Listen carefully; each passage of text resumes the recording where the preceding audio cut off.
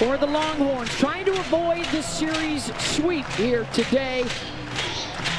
A loss means they'd have to sweep Kentucky next week and hope Florida sweeps Oklahoma to have a shot at the title. Isabella Smith, this is a bit of a risk for Patty Gasso to go with Isabella as the starter.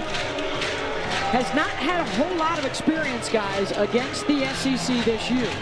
Yeah, Isabella Smith, a couple of starts and appearances in SEC play, and they were short outings, but she does have the ability to move the ball around, so we'll see what she gets. I mean, the one thing that you always know for these Oklahoma pitchers, typically that offense puts runs up on the board for them.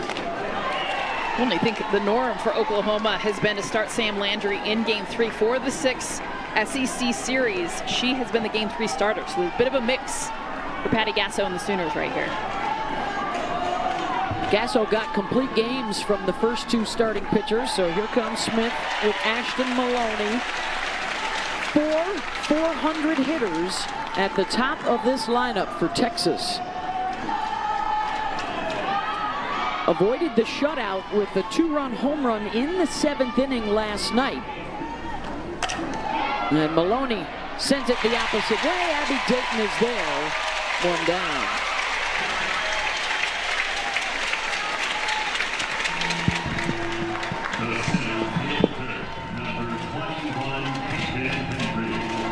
That'll bring up Caden Henry. 1 for 7 so far in the series.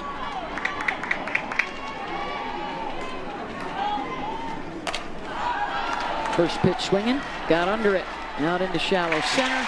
Agbayani on the grass, and quickly it's 2 down. Well, and that's the key for Texas. They need to figure out a way to put the ball on the ground and try to challenge the defense of Oklahoma. They had a lot of flyouts yesterday, not very effective against Kirsten Deal, who just spun a gem. Yeah, they go righty in Game 1, lefty yesterday, and now back to a right-hander today. And here's Mia Scott. Oklahoma picking up the bats when we come back. The lineup for the Sooners is a really good one. They've got the power, they've got the patience at the plate, they've got Nellie McEnroe-Marinas. She's reached in 6 of her 7 plate appearances and has scored 5 times.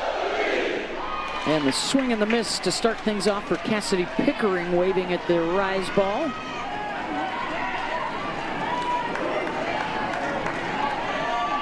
Freshman All-American a year ago, a member of the All-World Series team as the Sooners won their 4th in a row and their 8th overall. For Patty Gasso, now in her 31st season. #1 amongst active coaches in wins. And the Hall of Famer has taken over the reins of the United States national team as well. Their first international competition will come up this summer, and all leading towards the Los Angeles Olympics in 2028.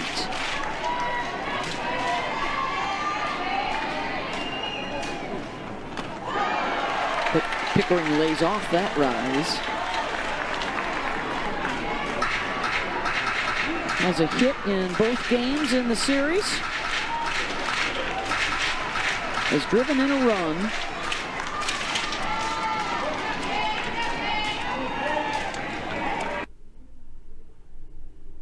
It's only been 2 games, but they have 7 players with an RBI, 7 have scored a run, 8 have a hit.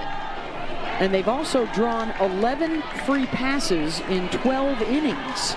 Yeah, this is a club that knows how to walk. 224 walks on the season.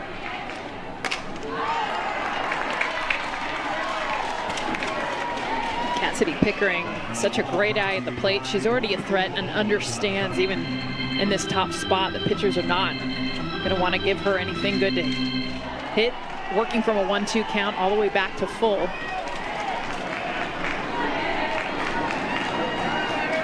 The 7th pitch of the at-bat. Well, typically, you just saw that last graphic. You get to 2 strikes as a pitcher, you're thinking, all right, I'm going to control. Not so much with the Sooners. They do a great job of hitting with 2 strikes. They do a Great job of fouling off pitches to stay in counts, to earn walks. Well, one thing for Kavan with the short outing the other day, she's plenty fresh. Her last 3 SEC series, she had to throw over 100 pitches in game 1s.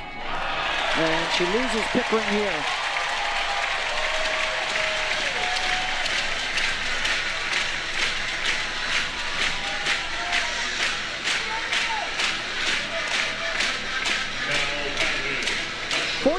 Pitches on Friday night to 7 hits and 2 home runs, including a grand slam. And here is Gabby Garcia. She hit the other home run off of Pickering on Friday.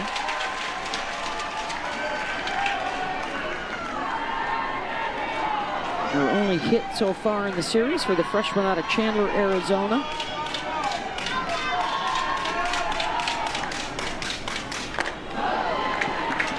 That's a couple of swing and misses on rise balls for Kavan here early. It's a pitch she didn't really have in game 1. She wasn't able to locate it where she wanted. It was either out of the hand, a ball, not able to get the swing and miss on it. It dropped down the bunt and into the netting.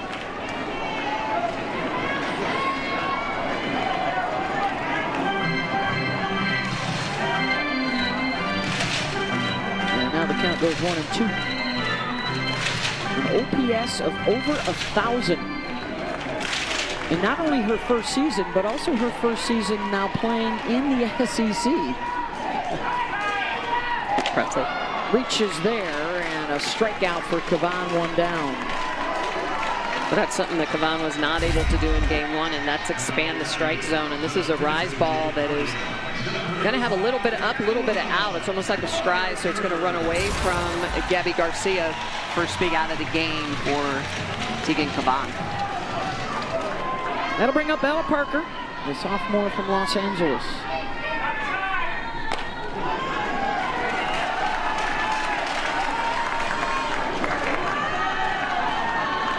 Third-team All-American last year, playing through a lower leg injury, which has her in a boot whenever she's not in the batter's box.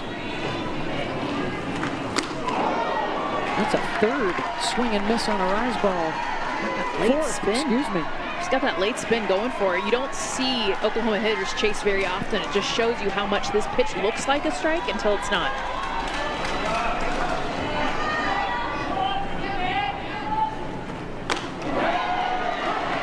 Kavan again.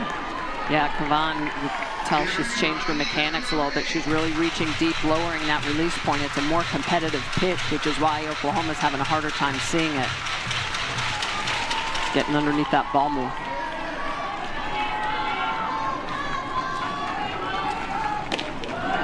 Now this is what the really good ones do, right? Jump right back into the fray, make some adjustments, throw fearless.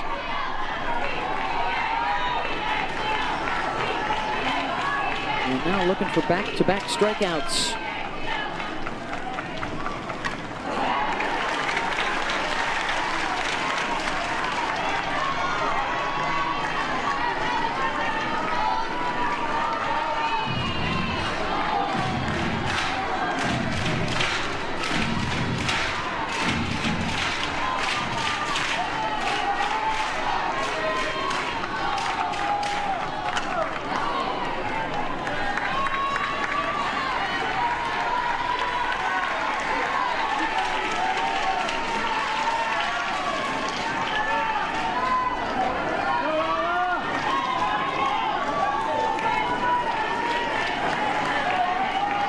Another extended at-bat for an Oklahoma batter.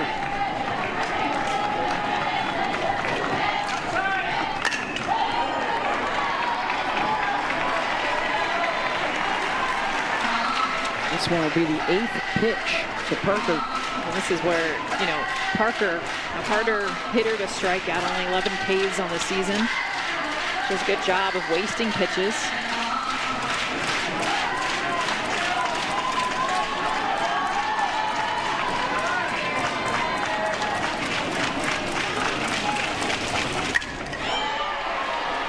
Remember, these are the same pitches she swung and missed on earlier, so you can tell she's shortening up, making that adjustment, telling Reese Atwood, stop throwing me that pitch.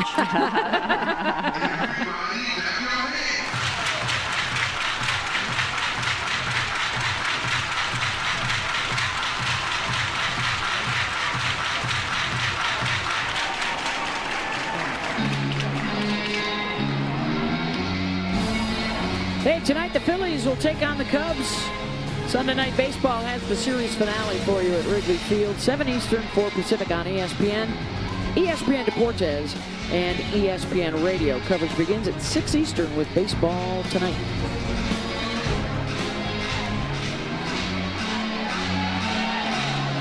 Series even at 1 game apiece. This one is 2-0 Oklahoma.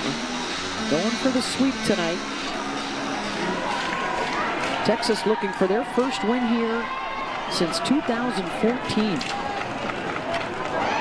And this is a 10-pitch at-bat.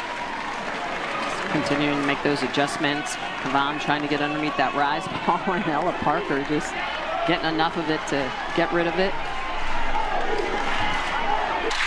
We talked about this yesterday. Ella Parker struck out on the rise ball in her first at-bat, made the adjustment on the rise ball, her second at-bat to hit a home run. How about within the at-bat, the swing and miss on the rise ball? She works the count. This one left a lot lower in the zone. But to me, it's not that pitch. It's the 6 before it that she fouled off to get to a pitch that she could drive out of the park. Boy, and everything kept going away to her, and she reached out to grab it. What an at-bat for Parker.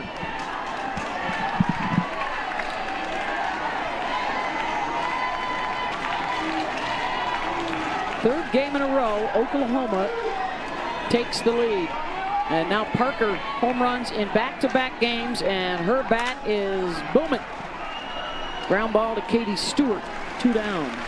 Well, and for Ella Parker, this is a hitter that has struggled within the SEC conference because of the injury. Her numbers, especially over the course of 4 to 5 weeks as they started conference play, and she has just come out on fire the last 10 days, especially the home run numbers. She hit her first home run in the conference yesterday, and now 2, and the big one here in the first.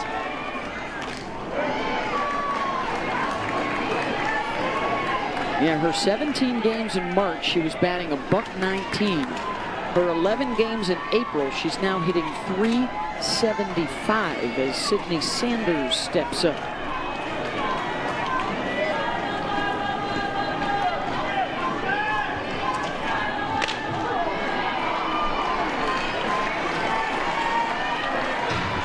Sanders, one of just 3 seniors on the rosters for the Sooners. She's 0 for 3 in the series, but has walked a couple of times. Got hit by a pitch.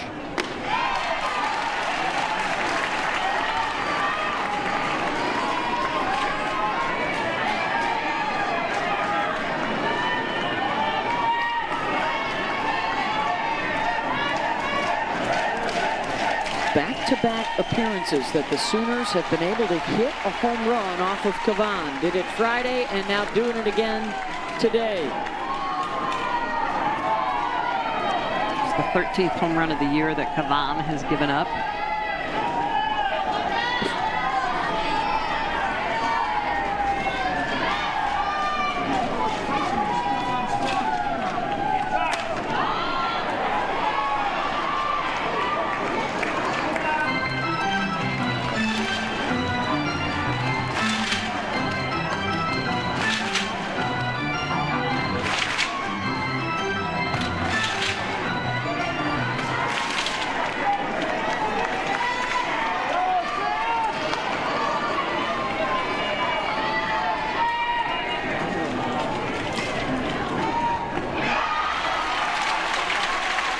Continues to work inside to Sanders.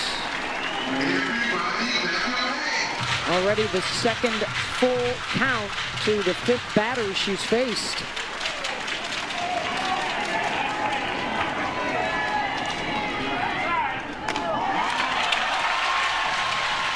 Another free pass to Sid. That's the second of the inning. And that is now 13 free passes in 13 innings in the series. And here comes Mike White.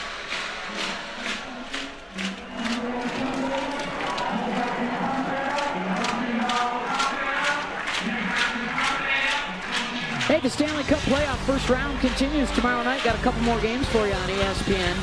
Lightning Panthers in a game 4, followed by a game 5, Avs and Stars. Coverage begins with The Point at 6 Eastern on ESPN 2.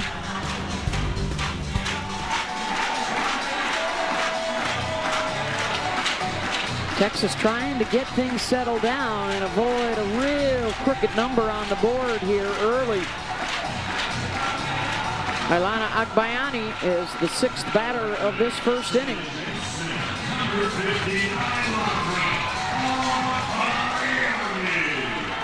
She is one of the 4 different home run hitters so far in the series. A grand slam off of Kavan on Friday night.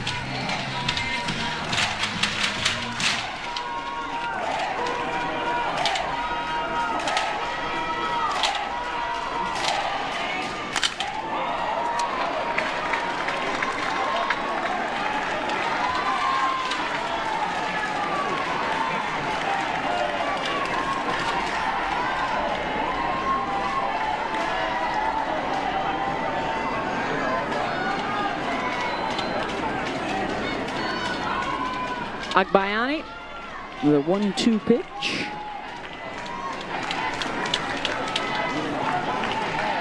Only threw 5 pitches in the top of the first inning and got a 1-2-3 start.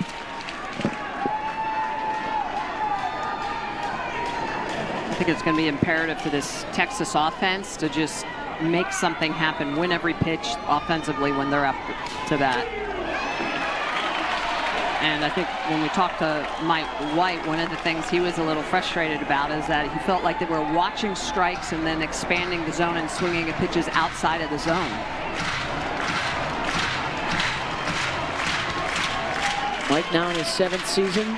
This Texas team has played for the national championship in 2 of the last 3 seasons. The 0-2 misses away to Reese. They are the reigning Big 12 champs. Took the regular season series against Oklahoma a year ago.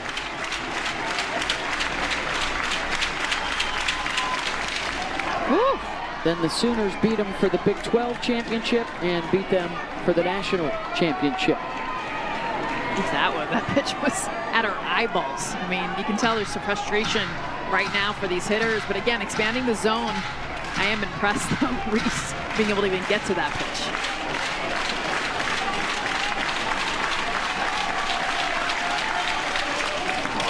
Waits on it, sends it out to center, back to the track, and at the base of the wall. The catch is made by Hannah Core. 1 down.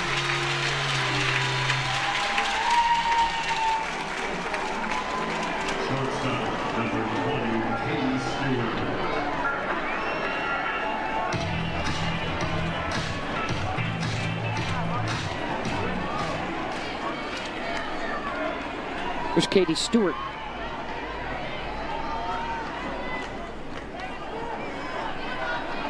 Katie went 2 for 3 yesterday. she's fared well in the regular season matchups with Oklahoma the last couple of years. And recently making the move from left field to shortstop. Not the easiest thing to do in the world, but has settled in there in the infield dirt defensively. Always dangerous at the plate. 63 RBI is top 10 in the country coming into the weekend.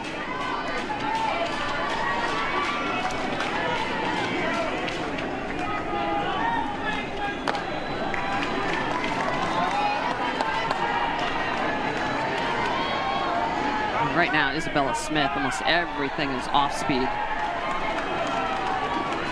Texas is just going to have to sit back, try to go opposite field, let that ball travel. Well, she's done a good job of coming in also. So kind of that recipe of getting inside to these righties. She did it to Reese Atwood. First pitch, does it there to Katie Stewart. Makes the 2 down. Well, and that's a curveball that she actually expands the zone with a little bit of over the top on it. So a curve looks like it's curving away, but it also has over the top rotation on the outer half. That comes in at 64 miles an hour.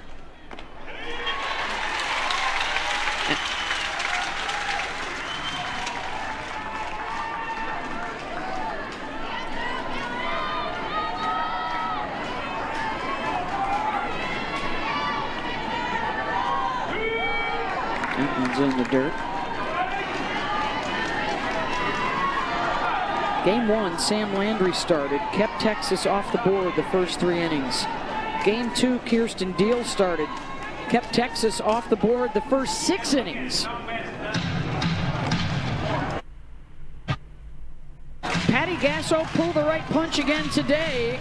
Can Bella Smith now retire the first 6 she faces and take care of the meanest part of this Texas order? The biggest thing, too, in response for Texas is I want to see them start communicating. You're seeing these right-handed batters now consecutively get first pitch inside strikes. When they come back with the dugout, they're not telling each other. Golfed out towards Dayton. And Smith takes care of 6 in a row to open up the game.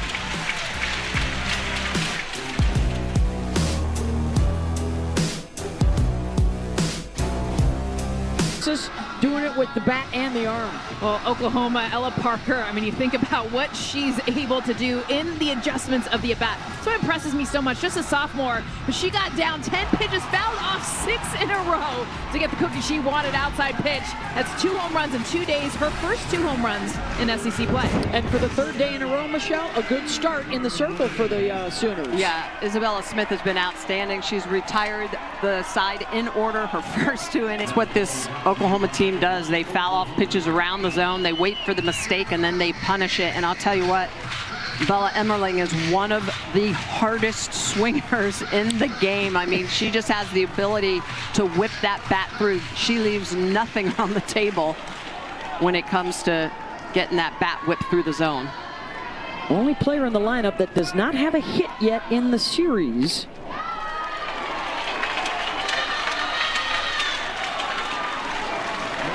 Did drive in a run in game 1. Packed house here at Loves Field. They set a new attendance record this weekend. Definitely a bucket list stop for softball fans. Both these programs. Always fun to make the trip to Austin, Texas as well. Oklahoma so good with 2 strikes against the changeup. Tegan Kavan has stayed away from that pitch, but she still needs to be able to go to it.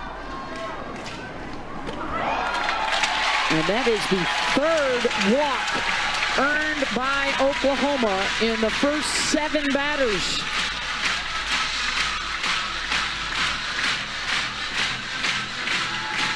There you see the standings. Those teams still alive in the race. Presently, Texas A&M a 2-0 lead over Arkansas. The other game going on right now. Tennessee and Texas tied for 3rd, but Tennessee has the head-to-head advantage if it comes to that over the Longhorns after their series win in Austin. But for Oklahoma, Patty Gasso saying, hey, we always have high expectations here, but honestly, our record's even better than we had hoped for. Yeah. With all the changes, they lost their 3 best pitchers. They lost 6 starters on the field. A lot of new faces, and they are getting their act together at just the right time as we head down the stretch and towards the postseason. There's just a lot of energy in that Oklahoma dugout. They are never satisfied. I mean, year in and year out, they just know how to get their players ready to compete, that championship mindset. Abby Dayton, 2 for 3 yesterday with 3 RBI. Prior to that, she had 6 all year. She had some really competitive battles yesterday to work counts, and that's ultimately what we've seen, even from the home run of Ella Parker today. 11 pitches in that at bats, fouled off 6 pitches. Abby Dayton will do the same.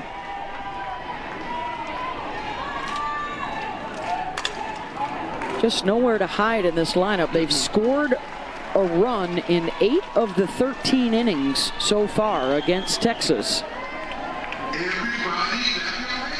And over 6 pitches per plate appearance they're seeing. I think it's already 3 with at least 8 pitches. And of course the Parker home run ball was on a 10th pitch of her at bat. In the bottom of the 2nd inning, and Kavanagh is already approaching 50 pitches. I mean, typically you want to be 12 to 15 pitches in an inning, and she's well above that. Not enough mix of speed. Snap throw, diving back in is Helton, the pinch runner. And the changeup's been non-existent. I think that's the thing that's jumping out. I know we're early in this game, but for Kavanagh, that's her biggest swing and miss pitch. I get she's a rise ball pitcher. She's added the drop this year, but that changeup is her pitch, and we've yet to see it. Just one.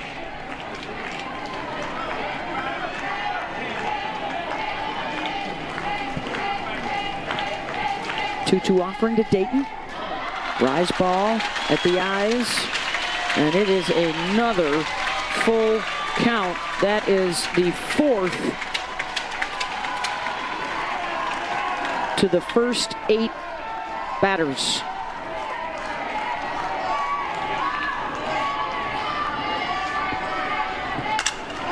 Ground ball to short. Stewart goes to second. They get the lead runner for out number 1.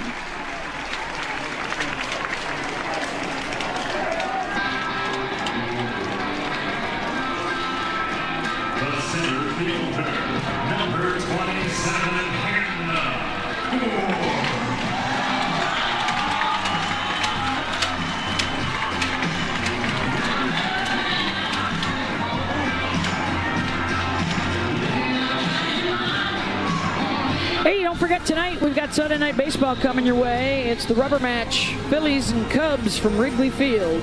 7 Eastern, 4 Pacific on ESPN. Our coverage begins at 6 with baseball tonight. Kim Eng is making a guest appearance on the game tonight, talking about Athletes Unlimited Softball League. The AUSL commissioner who spent, 2 decades in Major League Baseball? Front offices. AUSL will be playing perhaps in a city near you. They're going to be touring the country. They'll make a stop here in Norman. They'll be playing down in Austin as well. A 4-team pro league. Those golden tickets going viral all over the place. Players getting drafted out of college. There you go. So a nice presentation in front of their home fans. They get a golden ticket. That means you've been drafted. And you'll be on a team this summer, including Sam Landry.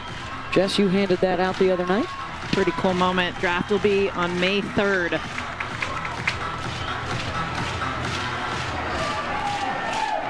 All right, so 1 on, 1 out for the number 9 hitter, Hannah Kaur. Hannah's got a hit in each of the first 2 games.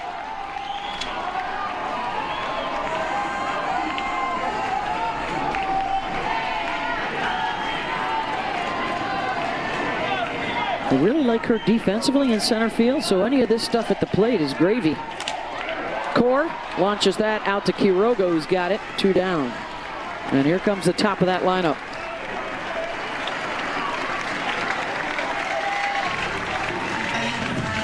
Cassidy Pickering walked and scored on the Parker home run back in the first. Pickering is just the tone setter for this team. She hits for power, she hits for average, she takes walks. 44th walk of the year, that leadoff walk in the first inning. I mean, a lot of times we think prototypical leadoff hitters are maybe going to be in softball, going to be slappers, speed. Yeah, no, not Parker. Excuse me, Pickering. She is all just about just setting a standard and almost instilling fear. She's got a hit in 21 of the last 22 games and had a stretch in March where she reached base in 15 consecutive at-bats. Normally we think a streak is good if it's 15 consecutive games. Top 5 in average and on-base percentage. That's what you're looking for in your leadoff. And when she can hit 13 home runs as well, even better. So the rise ball that was getting the swing and miss early in the game, Smitty, they're not going for it anymore. As you get tired as a pitcher, you stand up a little bit more, right? You lose your legs, and one of the keys to throwing a rise ball is getting back and underneath that pitch, so you're actually trying to throw it from low to high. That induces the swing and miss. Pickering gloved on the grass, and Cassidy will beat it out. Infield hit for Cass.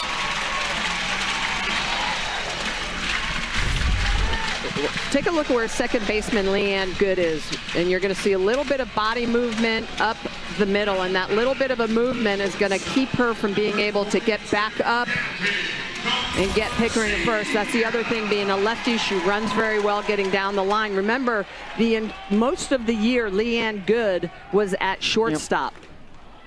Second base is a more natural position, so that's why Coach White has moved her over and brought Katie Stewart over. But at this point in the season, you know, when you're trying to reorient yourself, it can be very, very difficult. Here's Gabby Garcia. Cavan struck her out in the first.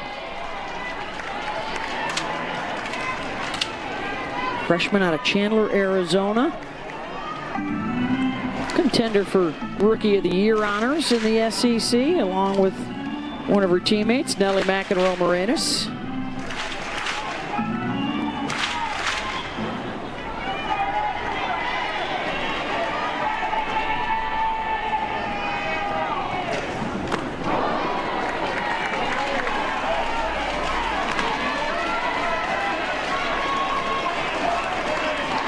That thing I said about laying off the rise earlier, that's only some of them. Some of them are still going for it. 1 and 2.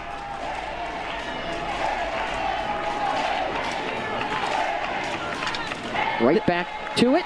This is a 290 team against the rise ball. I mean, you look at all their numbers against pitches, it's around or over 400. So when you're looking at scouting reports and how to get them to chase, they will swing at the rise ball. Just like we saw with Ella Parker yesterday. If they hit it, it's going to go a long way.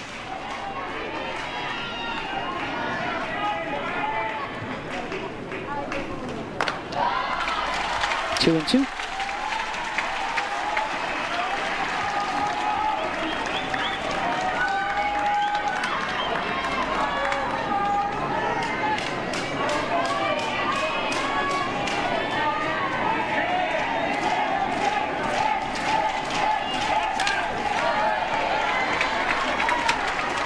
Well, just to your point, I mean, this is an Oklahoma team that slugs any pitch thigh and above very, very well. Their lowest slug is against a drop ball and a screwball, but Texas pitchers don't really throw a lot of screwballs to expand the zone.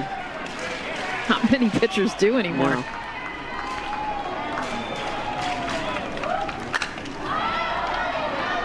Well, today's the kind of day that you not only need a pitch count for Cavan, but you need a foul pitch count 100%. for Oklahoma. I mean, it's got to be over half the pitches. Yeah. They just keep putting out a play, looking for one they want better. Well, and that's how you wear down a pitcher.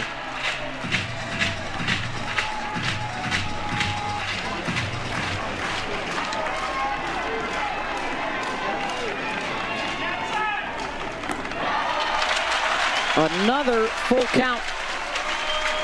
And I think the pitch Kavana really does need to use more is her changeup. She's got a decent changeup. It's just a little fast right now. She needs to get that changeup down in the mid-50s. It's been, when she has thrown it, it's been a little bit too fast, around 60 miles an hour. 5th full count to 10 batters. I mean, she's going to throw 70 pitches through 2 innings. Yeah.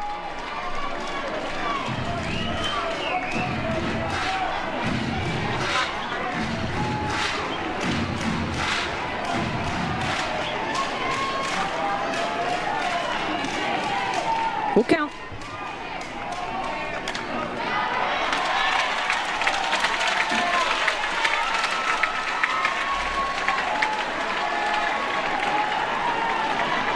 They're going to run out pretty soon. Artie Abazishan's getting a workout behind the plate. He's got to run over to the dugout for more softballs. Chris Neighbors is at first. Robert Guest at third today.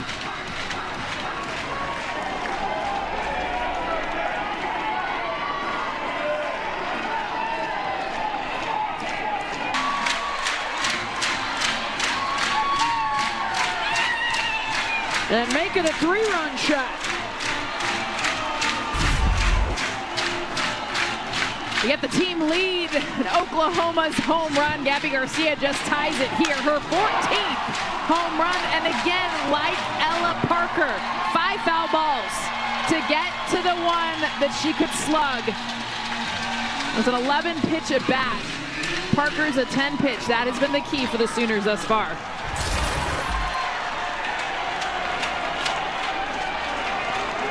The 3-run homer makes it 5-0.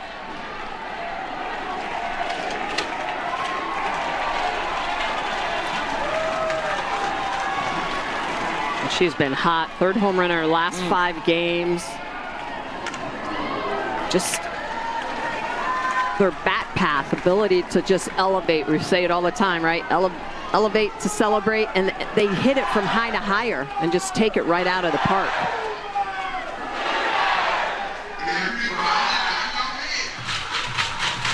Look at that. First 11 starts in the league, 4 home runs, and now Oklahoma has hit 4 in 4 innings. Parker, opposite way, gets by Quiroga, and Ella will jog into second.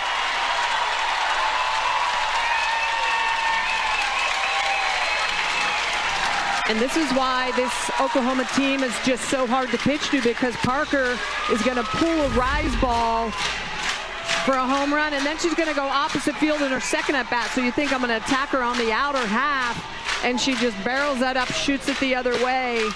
And Parker easily getting to second base on that. Hit so hard, Quiroga looked like a third baseman, falling down, going to her knees, ends up getting by her. It was a single, turns into a double.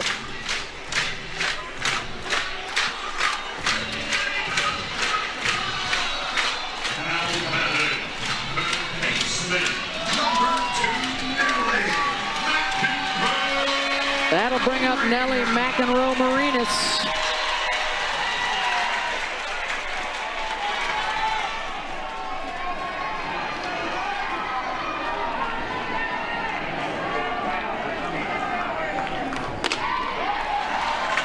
Rise at the eyes. And they will score that, a double for Parker.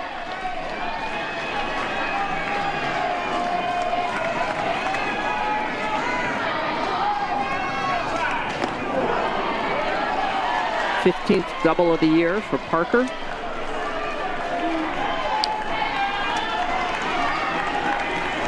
Top 3 in the order. On base 5 times. Scoring 4 times.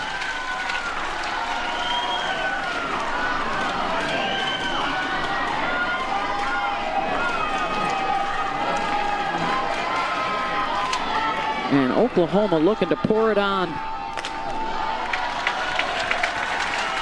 They have fouled off so many pitches. They've made Cavan throw 76 pitches. This could be an hour-long 2 innings. That is the work that Oklahoma has done at the plate. Just relentless. Well, no swing and miss. That's the biggest key that stands out. I mean, this is against Tegan Cavan. She is a pitcher that averages almost 2 strikeouts an inning. She's got 1 strikeout through 2, but no swing and miss, a lot of foul balls. How about 17 this inning?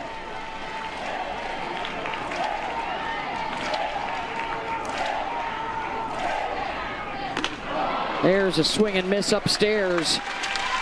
And Isabella Smith's been sitting a while in that Oklahoma dugout.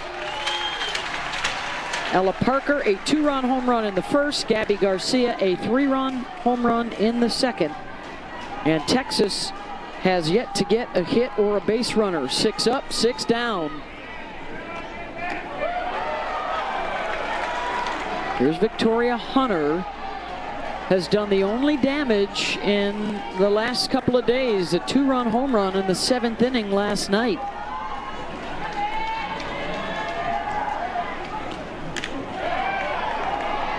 Those are the only runs in the last 9 innings against Oklahoma pitchers.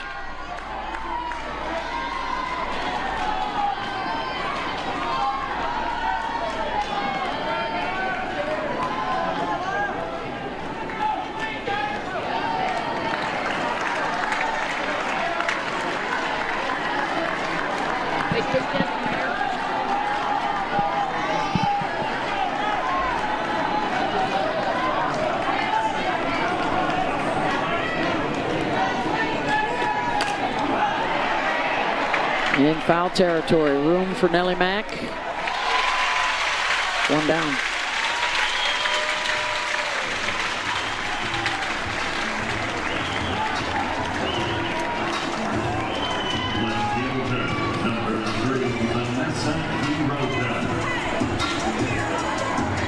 Here's Vanessa Quiroga.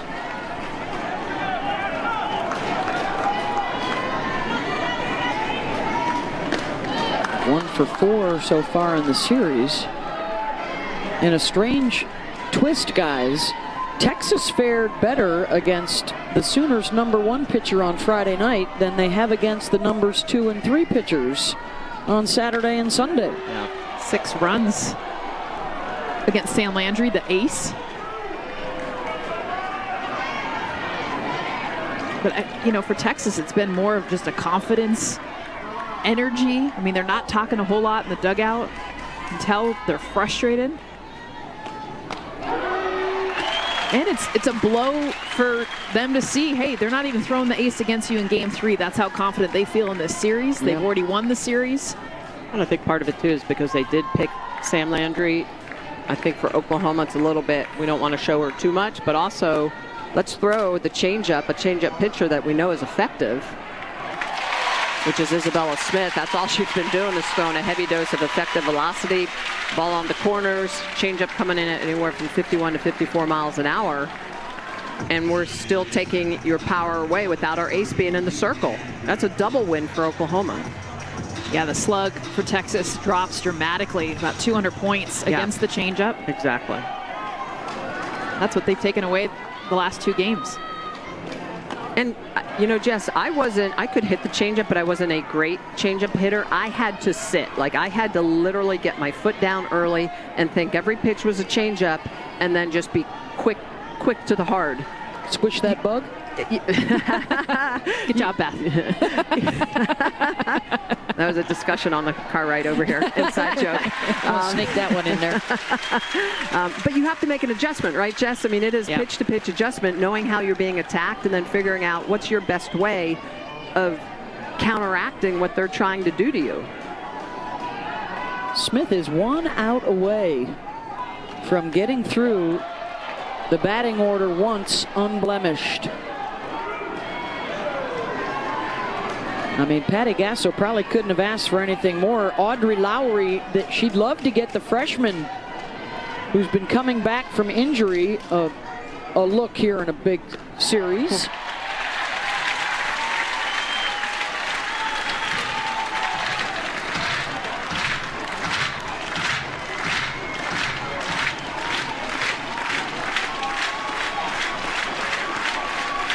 2 to good. Sanders. And how about that start for Bella Smith? 9 up, 9 sat back down. 5-zip Sooners. And it gets underway a week from Tuesday. All 15 teams will be there. Missouri will have to win the SEC tournament in order to be eligible for the NCAAs, since they have a sub-500 record. Which is incredible because they've beat the #1 team in the country 3 different teams, by the way, 3 times. I mean, they have the capability of making some noise in the postseason, just how strong the conference is. It certainly would appear that the other 14 will make it, and possibly as many as 9 or 10 could be hosts in the regionals. Yeah, it's pretty incredible, the depth, the parity within the conference. In the ACC, Florida State's looking good. They have a big matchup, probably to decide the championship at Virginia Tech next weekend. Oregon up a game on UCLA in the Big Ten race. And congratulations to Texas Tech. Yesterday, they clinched their first ever Big 12 softball championship. And that's a team now that is moving up in the RPI and put themselves on that host bubble. Could be going to Lubbock.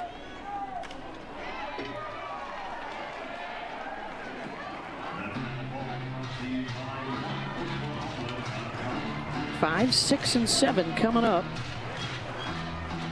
And that pitch count, folks, is accurate. 83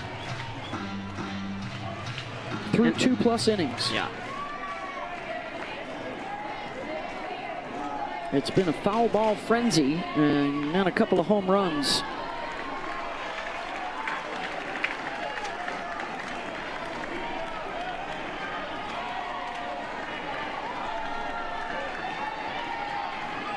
And it's another full count. Sanders has already walked once. That's one of the 3 free passes the first time through the batting order.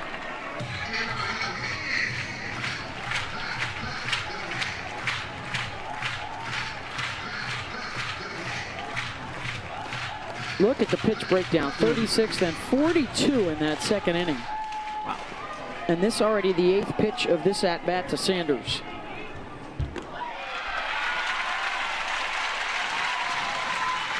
She's been a walking machine in this series.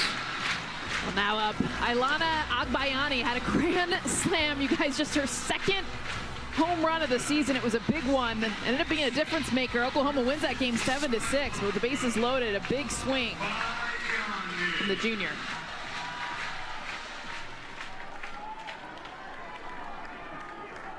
Flew out to left her first time up. She does a really good job staying inside out the ball, which allows her to adjust to off speed as well. She will pull the ball, but her power has been centered to left field.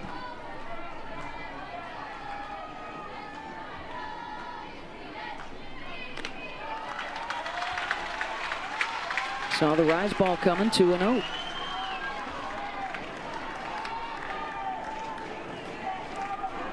Oklahoma started out the series on the host bubble for the super regionals right around that 8-9 mark, but they will undoubtedly move up this week in the RPI, as will probably Arkansas, which may then put Texas on the super's host bubble.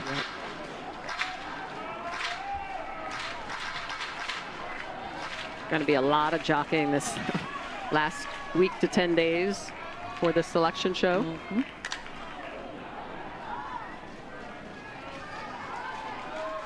Well, Patty Gasso knows the importance of staying at home in the postseason. Here at home, they win 90% of regionals and super regionals. When they have to go on the road, it's 36% that they win. Agbayani, base knock, Sanders headed for third. And Agbayani will stretch it into a double as it's slowed down on the outfield grass.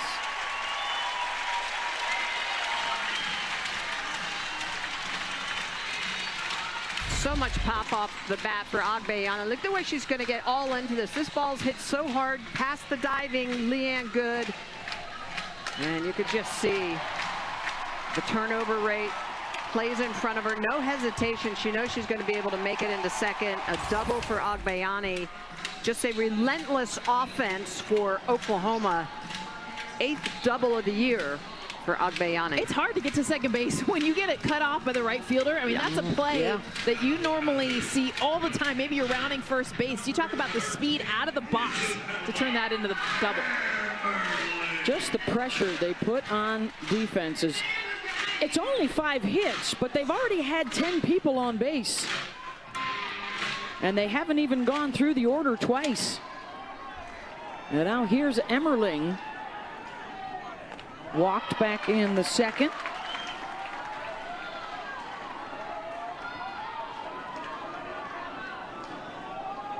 I mean, hitting .400 against one of the best teams in the country. 6 home runs by 4 different players. 50% of their hits are for extra base hits, and that's really where they do the damage, is that slug. Yep. Somebody forgot to tell the Sooners that they were supposed to take a step back this year. Losing the likes of Tiare Jennings and Jada Coleman and Kinsey Hansen. Well, just another perfect example that the foot is always on the gas pedal. And with the 5-0 lead, some players may not take off on this, but Sanders knows it gets far enough away from Reese Atwood that she's going to be able to make it home. Puts the 6th run up on the board for the Sooners.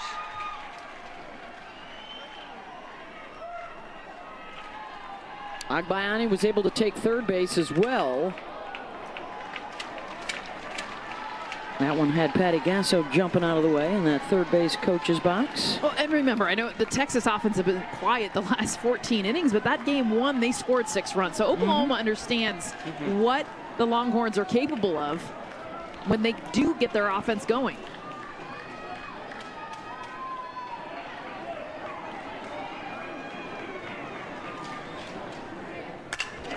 Emmerling. Stewart. They've got the runner hung up, but she's able to dive back in safely at third, and it's runners on the corners with nobody out.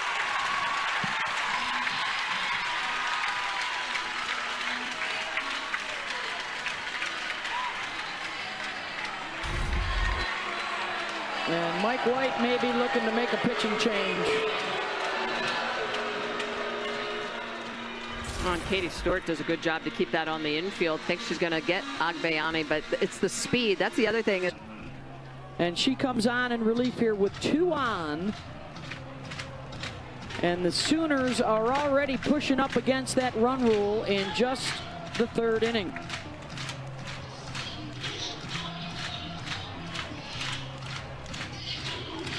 All season in relief, just 10 2/3 innings of work. And that's now 20 runs allowed by Texas against Oklahoma.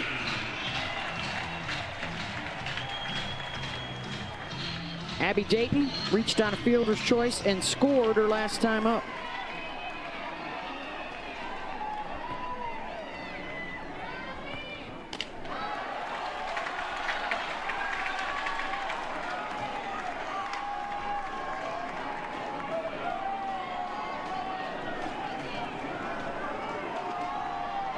Dayton's the transfer from Utah, an All-American with the Utes, a former Pac-12 batting champion at Utah, played in the World Series with them.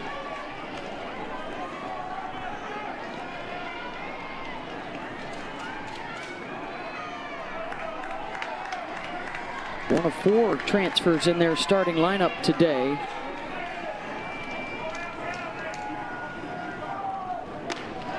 Facing Salmon, the freshman from Beaumont, California. Big time recruit for the Horns. They've got another terrific class coming in next year. Of course, Oklahoma always amongst the top recruiting classes.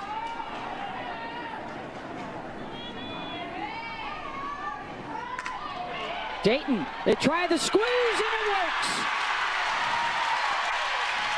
Mia Scott got hung up between home and third, indecisive. And more pressure from Oklahoma on that defense. Oh, and this has got to be, I know it's loud in this stadium, but there's no way Mia Scott fields this ball and doesn't know that the runner's not going. You see how she has to come up, look at the runner. She needs to be scooping it towards home, which isn't her fault. Her teammates have to be telling her home, home, squeeze, whatever it is. So she's automatically, that split second she takes to look at the runner is the difference in the runner scoring.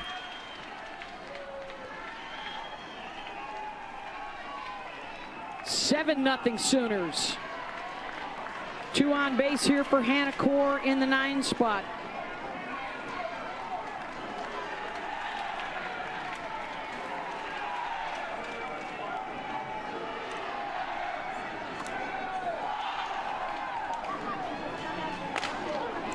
Boy, and for Texas, they are really going to have to rely on their experience and their leadership. Perhaps the rest of the day today, but certainly in the week ahead to prepare 100%. for their regular season finale against Kentucky and into the NCAA tournament. A miscue by Mitchell at first, and the bases are loaded. Yeah, there are just some games where the ball does not bounce your way, and when you get through this series, you got to figure out a way to flush it, get rid of it, move on to the next. And right now, things are just not hopping Texas's way. That ball's just going to bounce right over Mitchell's glove.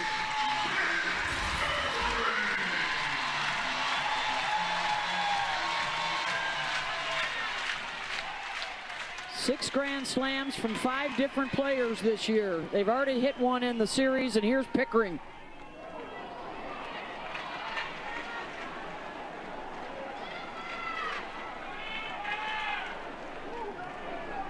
Score that a single for Core. Cassidy has reached twice, scored twice.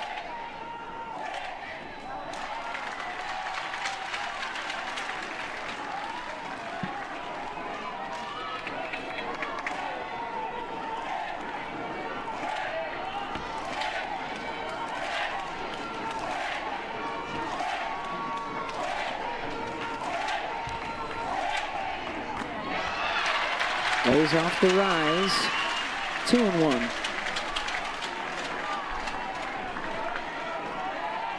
Look at that, 50% are for extra bases, including 13 home runs.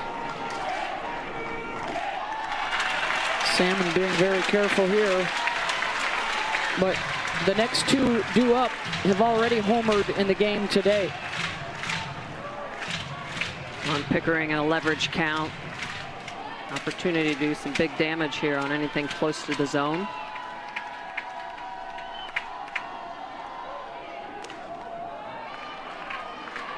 Good frame there from Atwood. Full count.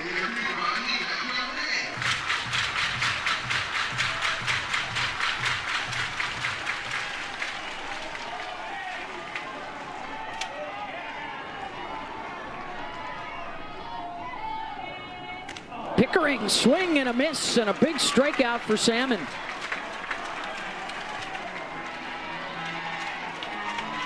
For the first out of the inning. You mentioned it, Beth, right behind Pickering. You got the home run hitters, Gabby Garcia, just last inning, a 3-run shot. That's her second of the series for the freshman. Home runs 13 and 14 to tie the team lead.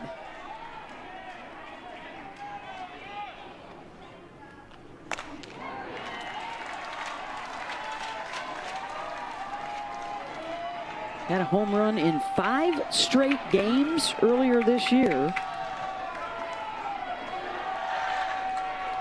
Ramon Cara, great player at Arizona State, actually in their Hall of Fame.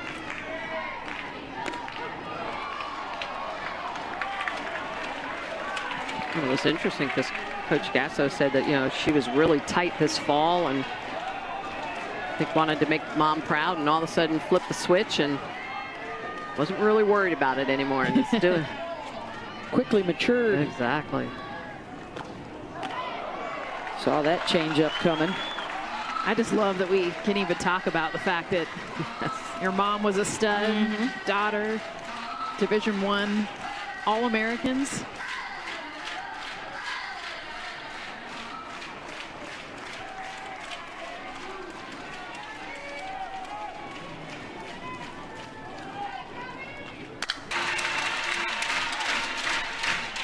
I just love the position that Gabby Garcia is able to get her hands into. Watch how low they get. This is almost down to the belt, and we'll see that with her, that loose hand, it creates a big whip. That is her 4th RBI of this game. She's been a big difference maker. We talk about the lack of drop-off from that huge senior class, the greatest we've ever seen. Gabby Garcia is a huge reason why. And now it's Ella Parker, a 2-run home run and a single.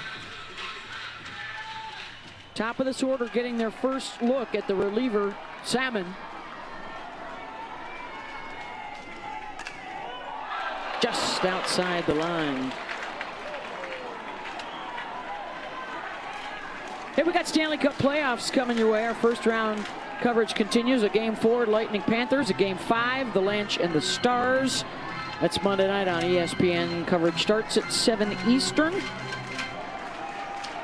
And it all begins with The Point at 6 o'clock on ESPN2 and ESPN+. 0-2 to Ella. Oh, did you see her front foot, Beth?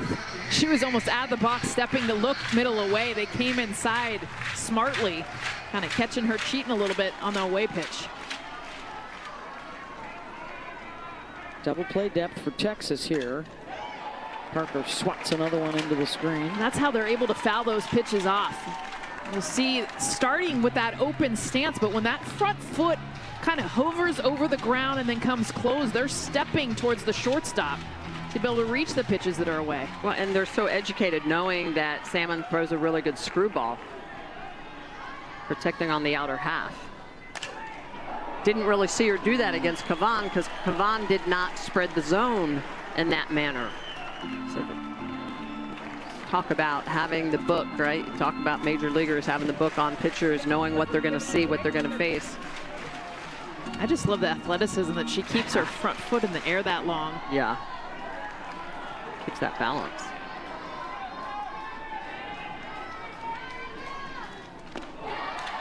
That time they stay low. Well, you got to be careful too with a smart batter like Parker, that center fielder. If you shade too far over to the left, you're kind of tipping that you're going to throw it outside.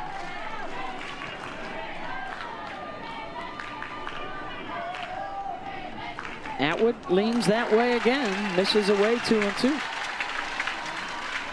Well, they came inside once to get strike one. It's just a small room for error because she's so on the plate.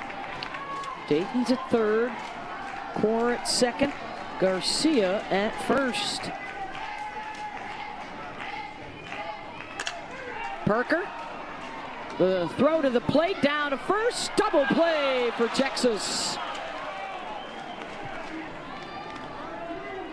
Perfect through 3. Well, the other thing a game like this does to the offense of Texas, it's been an hour and a half. Well, there you go. Since Maloney was up in the first inning. And she's got the first hit of the day. Good adjustment, getting the ball on the ground. Smitty, you talked about this. A lot of fly balls from the speed of Texas. It continues here with Caden Henry. Her biggest asset is her ability to get down the line and what she does on the base paths. You hit it in the air, you're helping out the other team. That is crazy, Smitty. You're right. It's about an hour and a half since she last hit. Yeah, so that's how long the innings have been for the Oklahoma batters. Yeah, and that stuff makes a difference to the offense. But that was a good job by Maloney to get on base. Here's a standing O coming for the senior Bella Smith. A good start for the Sooners. And she'll hand the ball off from the senior to the freshman. Innings. Does a good job of mixing up her pitches. Curveball, drop ball, a little bit of upspin with a rise ball and a changeup. Has a win in the league, that a complete game performance in their South Carolina series. And she is greeted by 2, 3, and 4 in the order. Here's Caden Henry with a runner on first.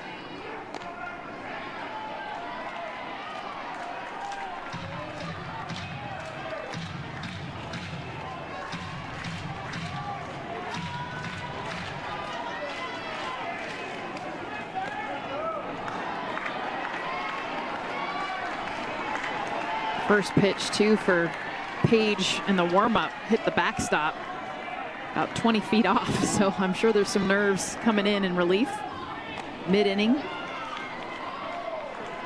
She had a muscle strain, was out for about a month, middle of the season. Got roughed up a bit in her last outing, so this is big for her and the Sooners to try and show a little something. But in some trouble here with Mia Scott and then Reese Atwood coming up. We saw Texas rally from a 6-0 deficit on Friday night and had a chance to go ahead in the 7th inning before being denied. Scott's going to be able to leg that one out. Safe at first, and the bases are loaded for Reese. And one swing could chop the deficit in half.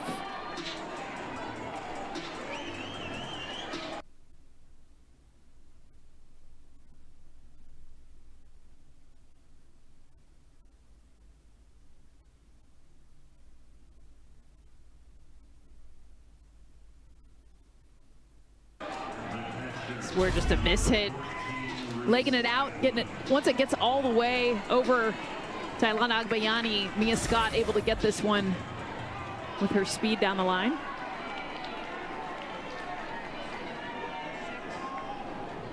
Historically, Reese has not hit it particularly well against Oklahoma, but she did have a couple of hits on Friday night. Doesn't have a home run against the Sooners in her career. Ooh, almost got one there, out in front of it. Out in front of that changeup.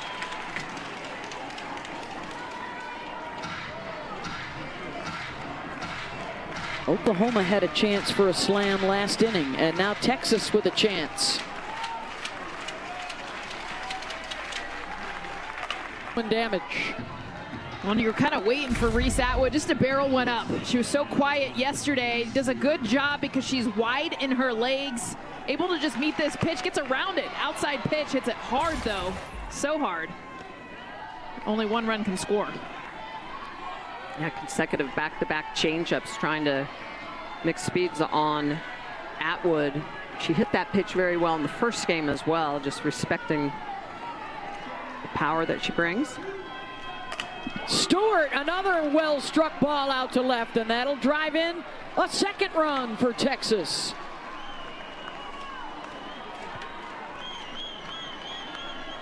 Fourth hit of the inning for the Longhorns. Katie Stewart just getting a pitch on the inner half. This one's not a changeup. Comes in about 64 miles an hour. It's elevated. It gets over Gabby Garcia's glove. And so now Texas being aggressive early in counts. Yeah, they've been very passive and then chasing late. Definitely something Mike White brought his offense in as a team and talked to them. That was one of the biggest messages. He told us even before the game, you got to be more aggressive early. Oklahoma already getting Sam Landry up in the bullpen as Lowry now faces her fifth batter, trying to get her first out. Mitchell flew out to left in the second.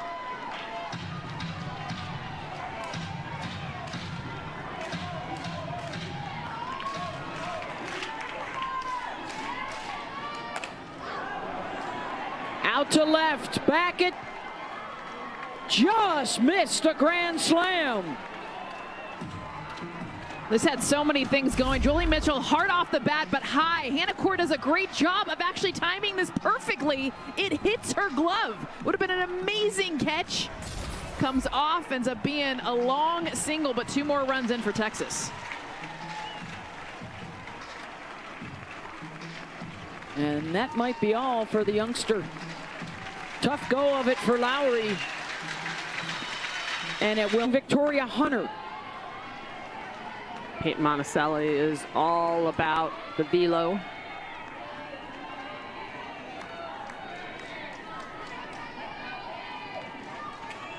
It's going to be in the high 60s, mostly fastball, a little bit of rise ball. But for Monticelli, the key is controlling the strike zone, controlling those pitches, trying to get some pop-ups. Lowry lasted just 4 batters. 5 hits in the inning here for Texas. RBI singles for Atwood and Stewart, and then a 2-run single for Jolie Mitchell. And what a turn of events here. Second time through the lineup after they were all retired 9 up, 9 down to start the game.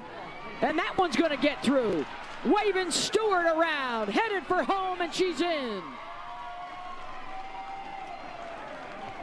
And here comes Texas. This is that Texas offense we know so well. Game 1, we saw it with a 6-run response. And now just a nice job of using the ground. I know we talk a lot about getting underneath the softball, but for Texas, the adjustment has been that. Changing the bat angle, using the infield, another consecutive hit for the Longhorns. They are passing the bat. 5 straight singles. Victoria Hunter had that big home run last night. Almost breathed a little bit of air into Texas. Flat, though, through the first 3 innings. But now making those adjustments, and maybe it was just what Mike White needed. Like, let's be aggressive. We're going to go out. Let's go out swinging. And here they are, right back in it. Yeah, you're 6 outs away from getting mercy. Yeah. In a series that you've lost 2 games. You know you're better than what you're showing. But you need that spark.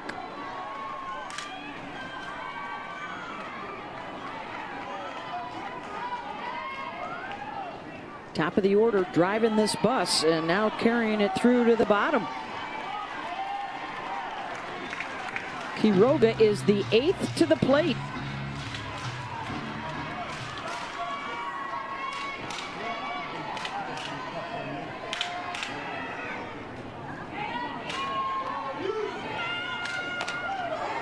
Slow roller to Agbayani. Gets the lead runner at second.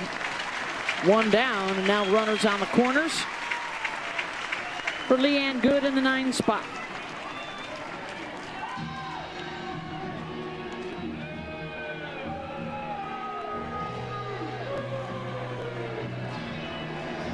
Sam Landry warming up in the bullpen, and you kind of wonder too, Isabella Smith 9 up, 9 down. She gives up the 1 base hit, the top of the order.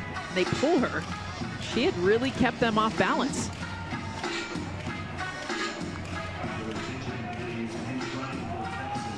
Wallace is the pinch runner at first base. And how about this? Down 8-0. Leanne Good is now the tying run. And it looks like they will bat around the order.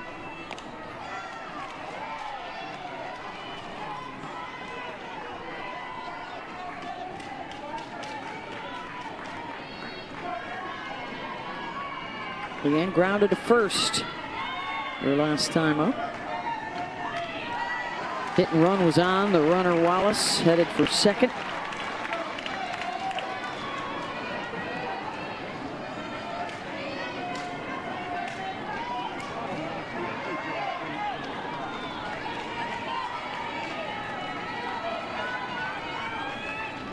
Good base hit. No, she will come up for the second time in about 10 minutes.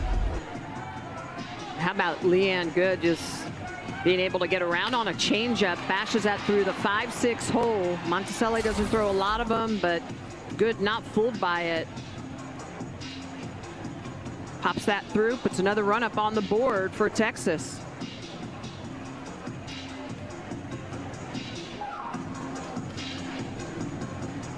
Seven hits and 6 runs in the inning, and it looks like Landry will come on as the fourth pitcher of the inning.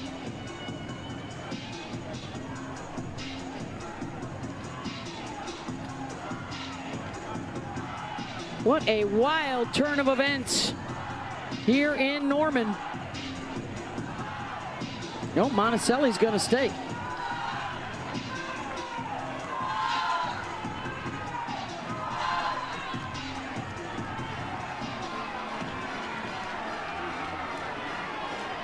It's always important to know how much time it takes to for your pitcher to get ready, and I think that Jen Roach's visit was just to give Sam Landry a little bit more time to throw 4 or 5 more pitches in the pen.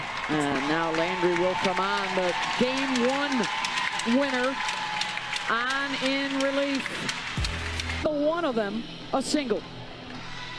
Landry, good in game 1, 120 pitches. Good work around those 7 hits. And 6 runs. I mean, they scored the most runs. Yep. Off of Sam Landry on Friday. Remember, they picked her changeup. It'll be interesting to see how Landry adjusts to that here. Mike White zoning in on Landry's grip. So now Maloney steps in as the go-ahead run.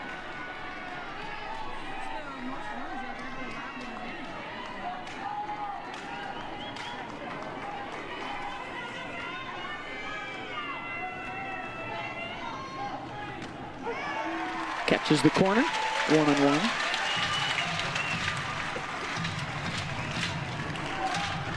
On Friday, Maloney went 1 for 4 against Landry.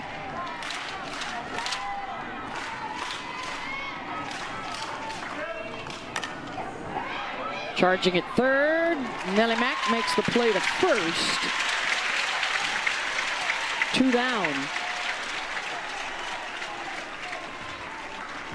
And that'll bring up Caden Henry now with the tying run in scoring position.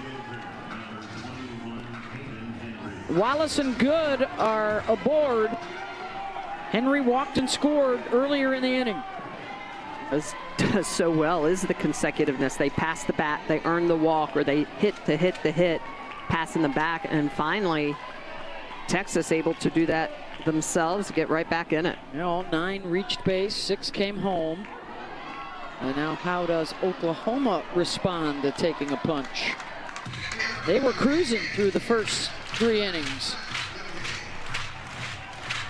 McEnroe Marinas, a ground out and a strikeout.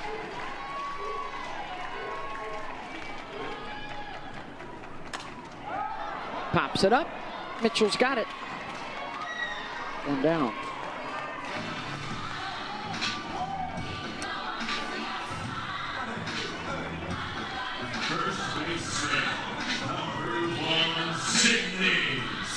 Sydney Sanders.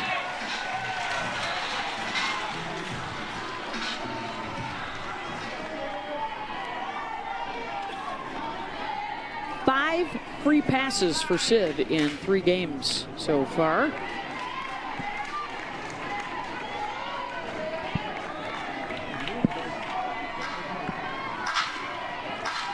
A member of the last 2 national championship teams for Oklahoma. And now her 3rd year starting at first base.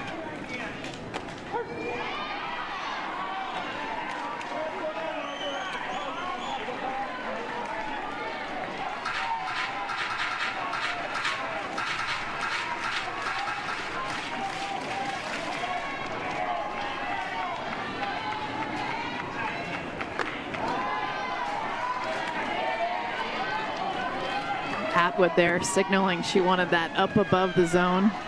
A younger pitcher tapping her helmet saying, make sure you pitch this high with 2 strikes. Yeah, 0-2, don't give her anything. Like, trust me, trust me. I love that. All those visual cues. That's a leader behind the plate.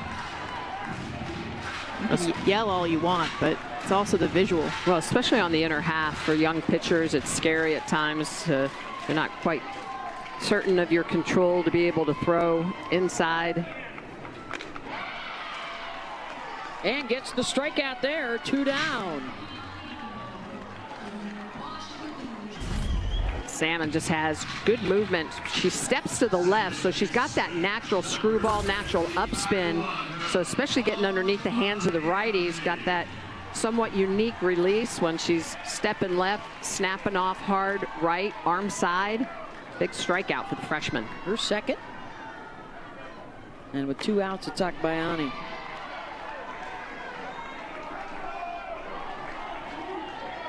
So a couple of strikeouts for Cam. Induced a ground ball double play as well.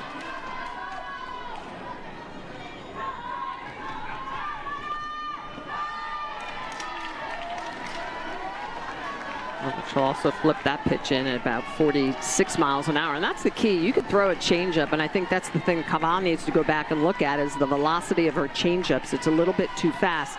Cam coming in at 46 miles an hour, that's on point. And a base hit. Akbayani finds the 5-6 hole.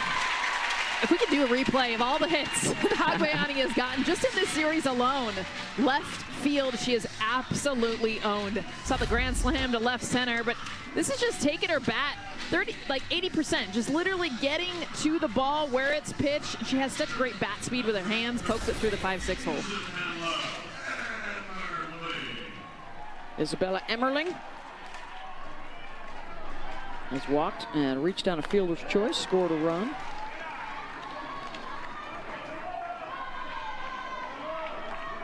Two in the first, courtesy of the Parker home run, 3 more in the second with the Garcia home run, and 3 more in the third, which featured a squeeze bunt to score a run.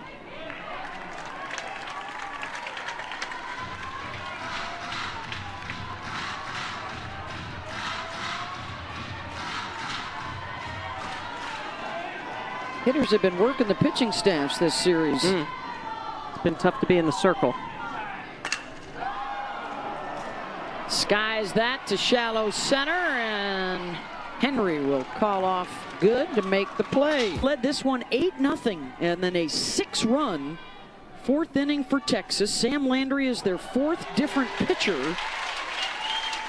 And here comes the dangerous part of their order once again. Scott and Atwood and Stewart.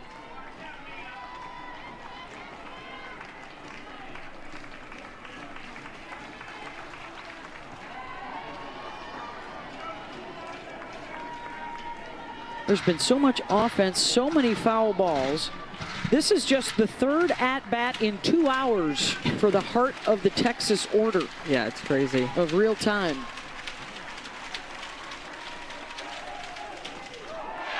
Thought about it. Was able to hold. Sooner fans disagree. 4,400 umpires disagree.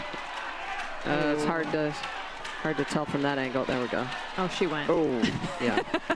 Yeah, I could have been rung up on that. But instead, the count goes full.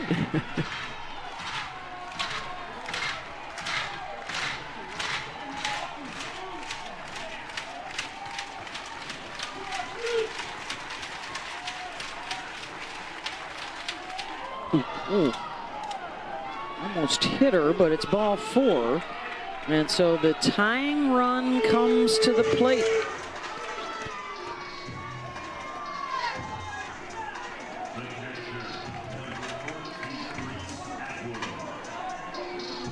Atwood an RBI single last inning. Just the 2nd walk given up by the Sooners pitching staff in the game.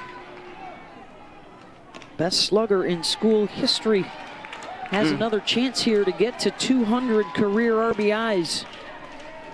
She got on base all 4 times against Landry 2 days ago. 2 hits, scored a run. She's gotten a heavy dose of changeups just every at-bat this series.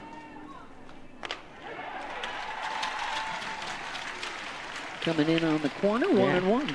Landry, a little bit of pop coming in at 70 miles an hour on the inner half.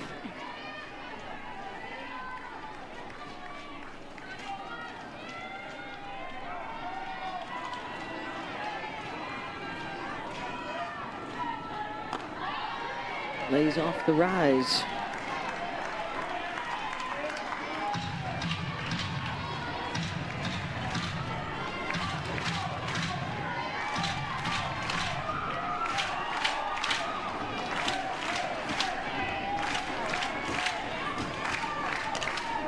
Popped her up. Sanders in foul ground. Big out for Landry. And Atwood's frustration continues. One down. Yeah, upset with herself, knowing that's a situation where you've got to have productive outs late in the game when you're down. Got runners on base.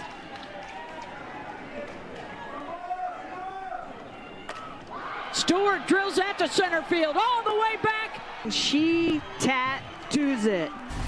Katie Stewart, just a great ability to sit. A lot of spin on that pitch, but she just goes down and gets it and elevates it out to center field. A 2-run shot that knocks up this game here in the top of the 6th.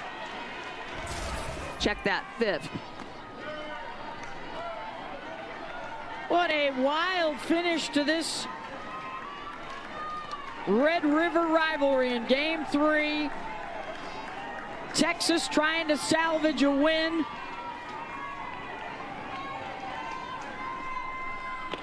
Six outs away from an embarrassing run rule loss. And it felt that way. It was very one-sided. And it is a distant memory now. New ball game.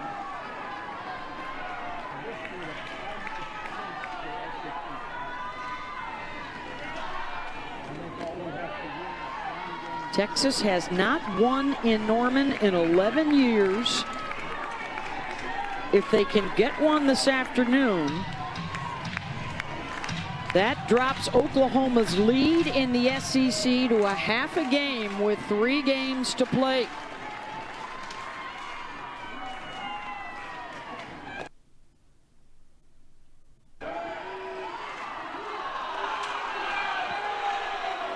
Three and one.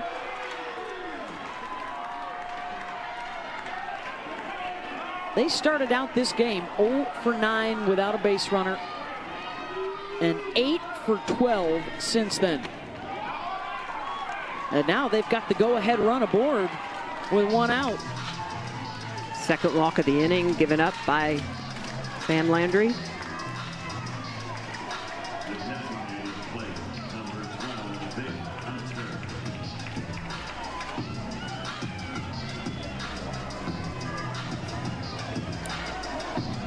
Victoria Hunter, RBI single, last time up. Just a reminder now at the top of the hour, for those of you looking for baseball, Texas A&M, Texas. That game is beginning over on ESPN News and your ESPN app. We'll get you down to Austin at the completion of our game here. And that is a 5th Oklahoma pitcher now up in the bullpen. That Kirsten Deal from yesterday's starter and Game 2 winner.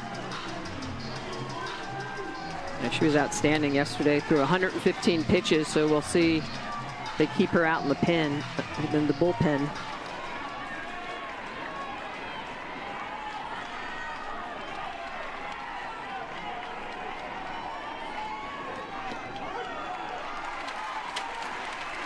It all started innocently enough last inning with an Ashton Mitchell base hit right back up the middle. And they have been on a tear ever since.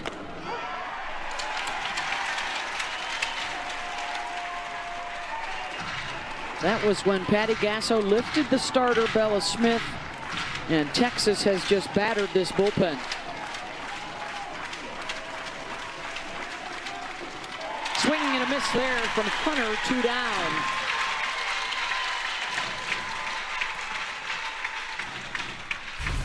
Sam Landry just showing that she has the ability to move the ball around, so curve on the outer half, and then she's going to go back outside but downstairs, so she can move the ball on multiple planes, run it away from you, run it up, run it down.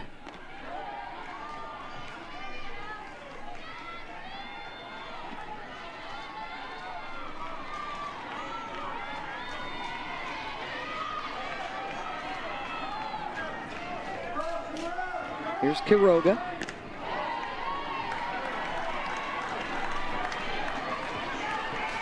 The experience of this Texas lineup showing Just about everybody back from their World Series team a year ago. Lost a couple of good arms. Lost their starting shortstop to injury, Vivi Martinez. Really took one on the chin yesterday. Did not look like themselves in a 7-2 loss. And then falling behind today 8-0. More like it, right? Feels like mayhem in April. We're starting early this year. Well, and fight. I mean, that's the biggest thing. You know, seeing Oklahoma and what they continue to do, but also seeing Texas respond. Abby Dayton, it's 8-9-1.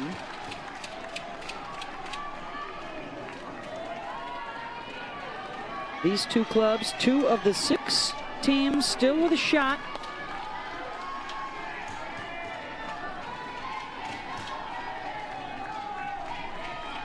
Oklahoma in the driver's seat, though. A game and a half up on A&M, 2 games up on Texas and Tennessee. Texas hosts Kentucky next week. And Oklahoma is at Florida. We'll have all 3 of those games for you on the ESPN networks.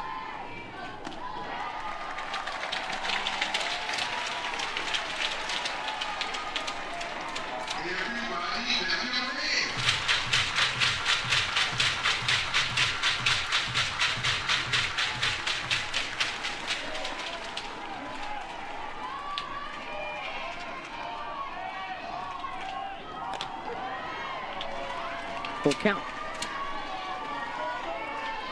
Texas A&M a winner over Arkansas today. Mississippi State takes the series against Kentucky. Tennessee leads Ole Miss 6-1, and South Carolina leads Auburn 4-1 elsewhere around the SEC.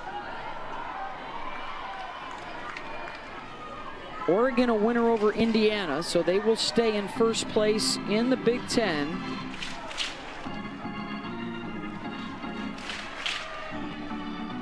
Ohio State beat Purdue. Keep the Buckeyes on that host bubble list for a regional. They're knocking on that door. And knocking home runs out of the park as well.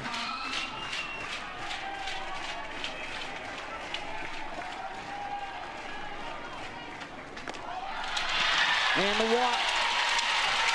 Oklahoma gets the go-ahead aboard. That free pass down at the bottom of the order.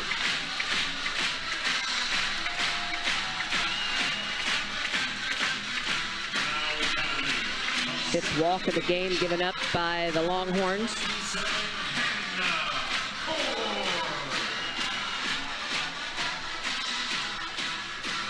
Here's Hannah Core. A line out to left and a single.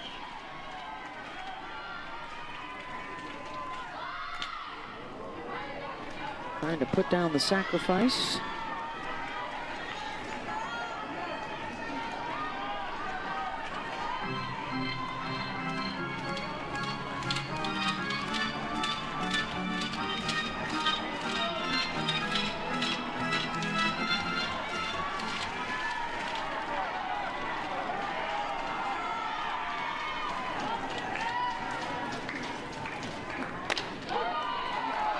That's a big pitch. After a bunt, foul, come back and hammer on the inner half and pick up the second strike of the at-bat.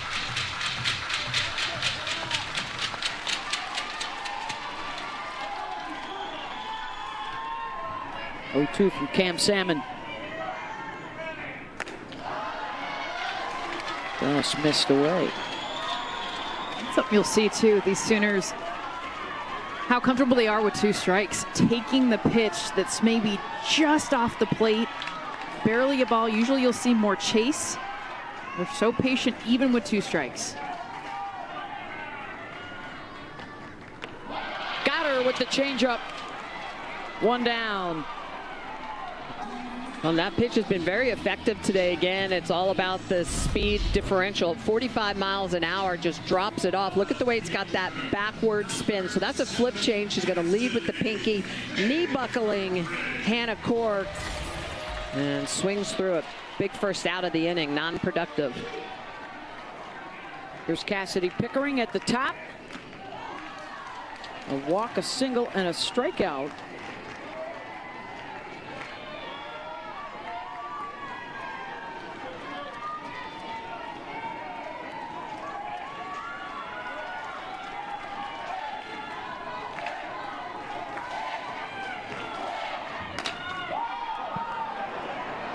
Quiroga has room. 2 down.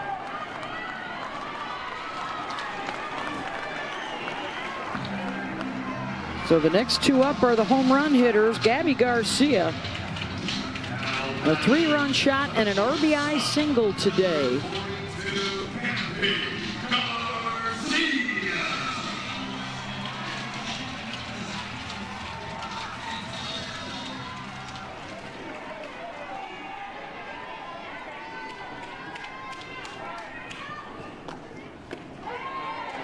Tell you what, Cam Salmon does not throw the changeup very often, but she has been able to use it effectively. You can tell these Oklahoma hitters, Tegan Cavan was not throwing it as often.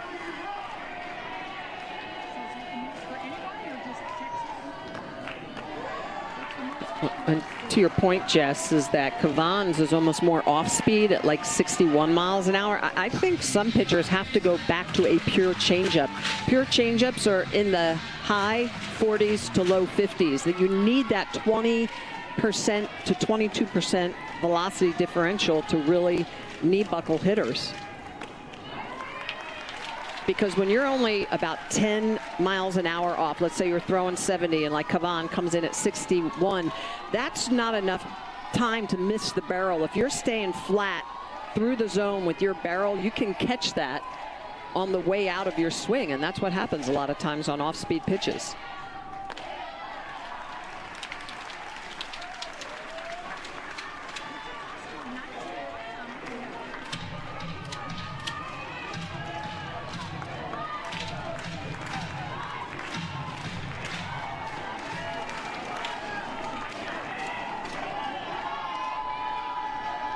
Here's the 3-1. And that'll bump the go-ahead into scoring position with 2 outs for Ella Parker.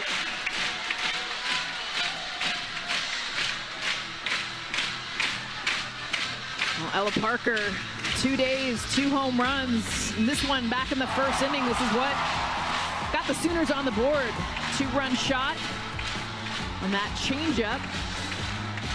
But really the off-speed, as you mentioned, against Cavan.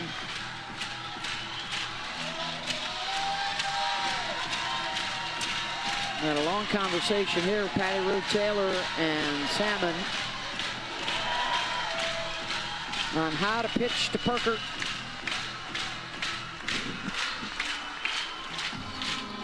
That looks like Citlali Gutierrez getting loose.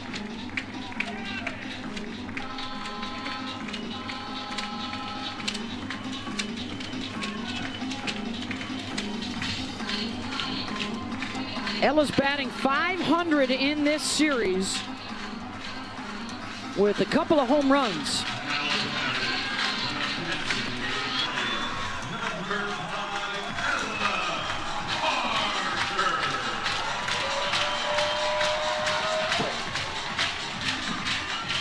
Salmon got her to ground into a double play her last time up.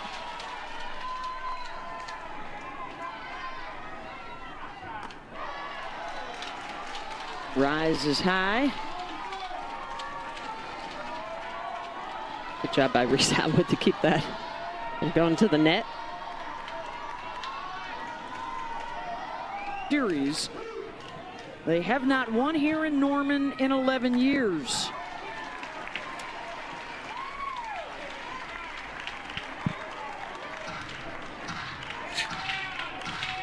Leanne had an RBI single in that big 4th inning. 0-2 pitch from Sam Landry. Got her. 1 down.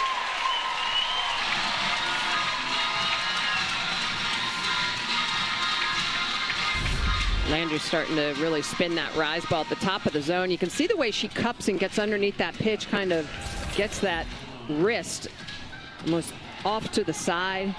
Good late sharp movement on that rise ball. Trying to get that first win here since 2014 for Texas. And for OU, looking for a 5th straight home sweep of the Horns. Give themselves a little breathing room in first place in the SEC. After Texas A&M's win this afternoon, they are a game up on the Aggies.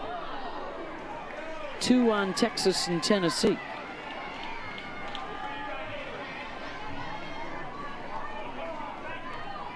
Ashton Maloney singled and scored in the 4th, and then came up again later in the inning and grounded out.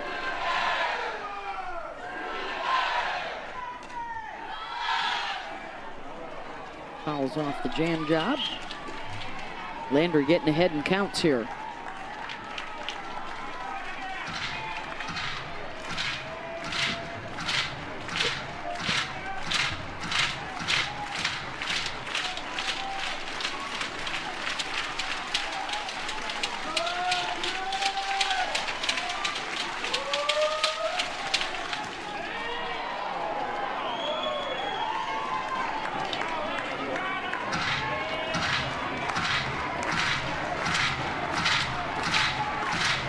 They're pretty stingy late in games. Second fewest in D1.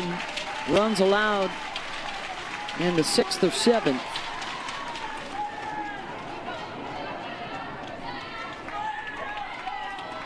It's typically the recipe for Oklahoma. They do a good job of limiting the free passes, that strong defense behind their pitchers. They make you have to almost go back to that consecutiveness, which is actually the 4th inning for Texas. Passing the bat.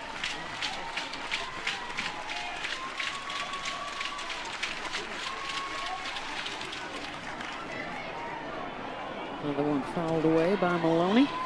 Maloney shaking her head. That rise ball getting chased from these Texas hitters, especially when you're running through the box trying to use the ground. The last thing you need is a rise ball out of the zone. Induces more of a fly out than a ground ball.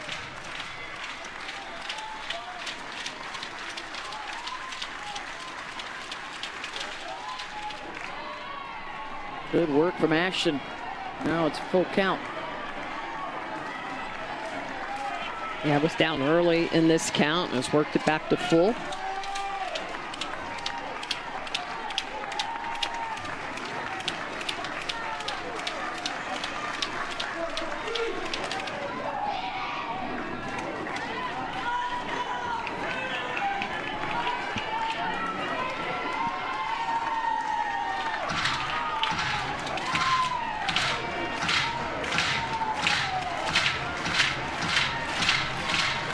They're having a good time in the crowd today. Another packed house, keeping it loud.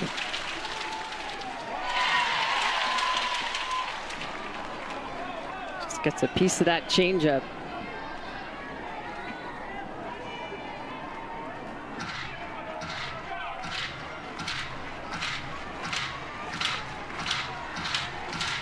Landry has a lot of really good late sharp break on her changeup.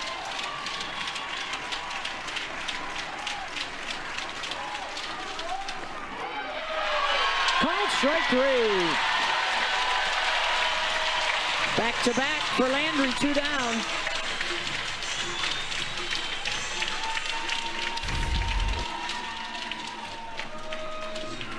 Pitch on the outer half, and Emmerling pulling that pitch up.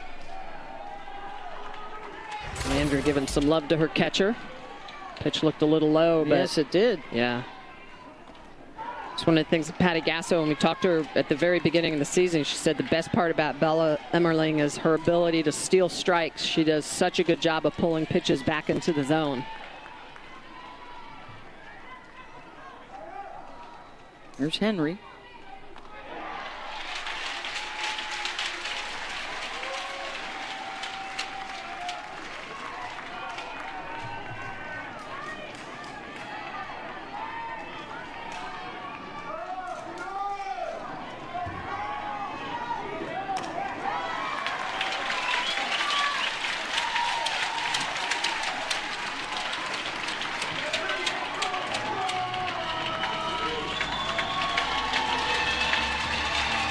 Another 2-strike count.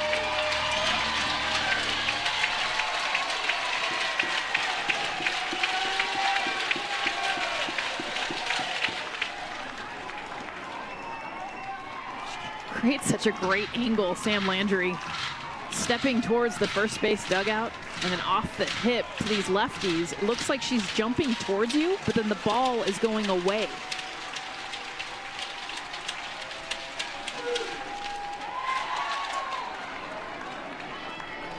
Henry stays alive.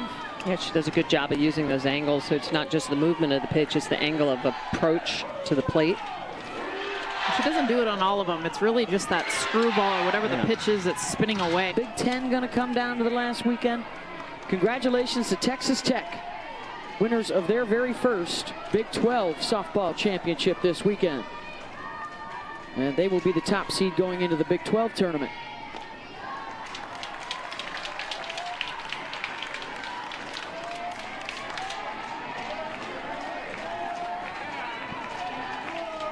Salmon to face 4, 5, and 6. The Sooners trying to grab a lead to take into the 7th inning and put Texas up against it.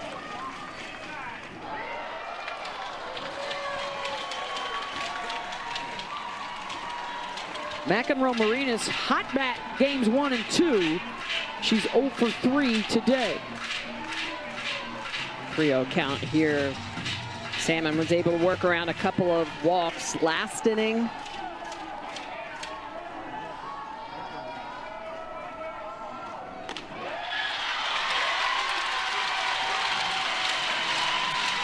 Go-ahead run aboard to lead off the bottom of the 6th.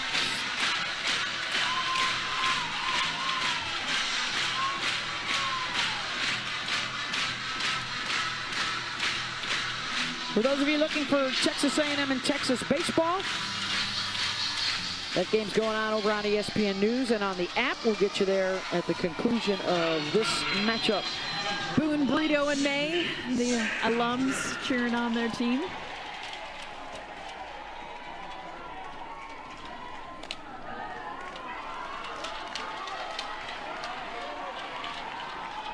Can the Sooners cash in a free pass? A couple of them have come in to score today. It started by walking on board. Sanders being one of those, and she'll lay down a fabulous bunt. Good was over to cover second base, and there was nobody home. So this is a problem when you run your defense, keeping your first baseman back. And so you can see that Good is going to go over to second, and there's nobody to field that. So Salmon has to try and run that ball down. We always talk about it, and it seems fundamental, but it's a big part of the game. You got to field the ball, then you go to your base, right? And then you back up. Those are the 3 Bs. But you got to get to the ball first. Ironically, that's what Texas had been trying to do all series long to Oklahoma. They did the same defense. Have not been able to execute. A great job by Sid Sanders. Huge. So the go-ahead now in the scoring position with Ailana Agbayani coming up. And they are on their feet again at Loves.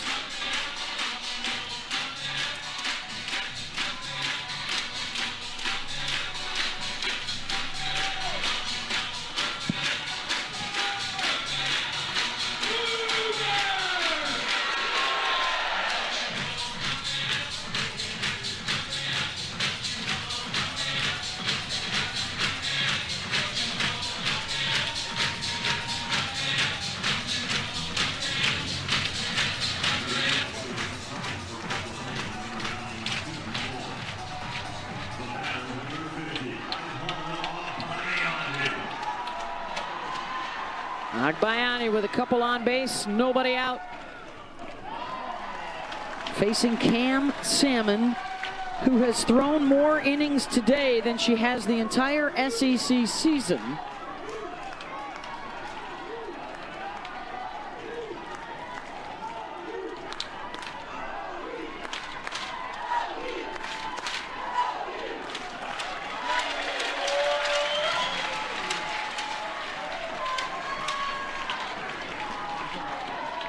Doubled and then singled her last 2 times up, and now Mike White's out of the dugout. And now they might make a move here in the circle. Yeah, I think he has to. At this point, Salmon, her control is starting to fall apart a little bit. Wouldn't be surprised if we see Citlali coming in. Gutierrez. She's been getting a lot of work out of the bullpen this year for Texas, and it will be Citlali Gutierrez trying to keep this score even.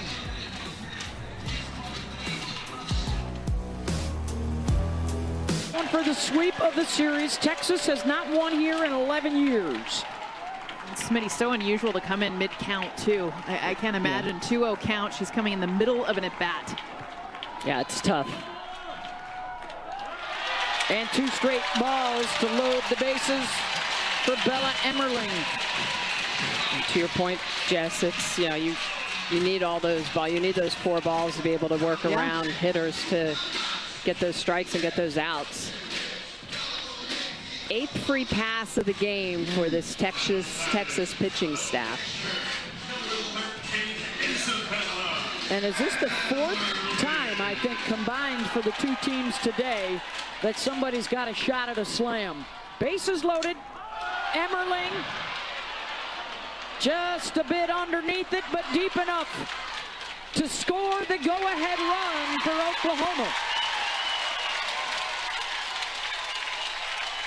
And I believe they called Tia Malloy out for leaving second base early. Yeah, they immediately knew. The ruling on the field is that the runner at second base did not tag up on time. There was a live ball appeal. That runner is out.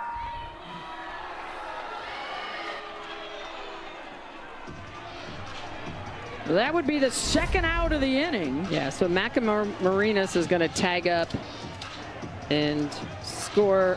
She did tag, but did she leave early? Right. He definitely got back to the bag.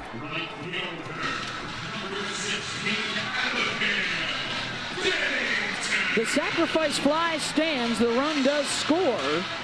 And it's 9-8, but now 2 outs with a runner on second for Dayton.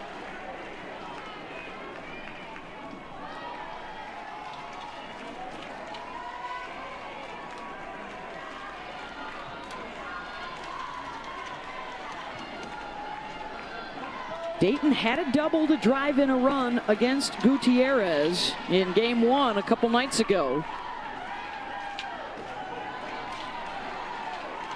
She has already laid down a squeeze bunt to score a run in the 3rd and has been on base all 3 times she's come up.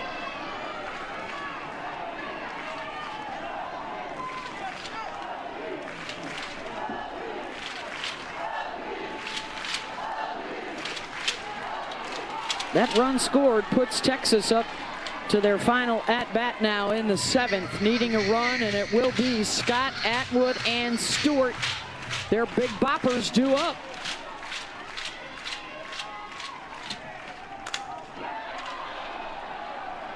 Out to left center and under it. Jessica Mendoza with you here in Norman. 10 comeback wins for Texas. Can they make it 11? Yeah, just that one blown lead for Oklahoma. And I can promise you, if Patty Gasso had to pick between a run rule win today or this result where it's back and forth late in the game, she'd rather pick this, because you know it doesn't get easier from here on out for the rest of the season. It gets harder, and for this young team, games like this are invaluable. Maybe not so much for the fans and for the indigestion. Or the relief pitchers. 0-2 to Scott. Had to reach for it. Landry wins fight number 1.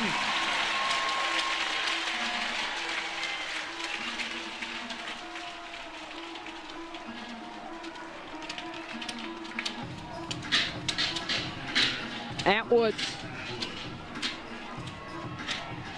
trying to erase some frustration in her career against the Sooners.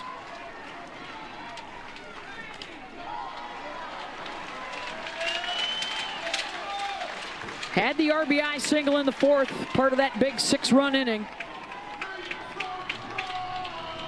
She has been better in this series than in previous years. but they've still just kept her to singles. Balls on the ground. We haven't seen those big hits that Reese Atwood is capable of.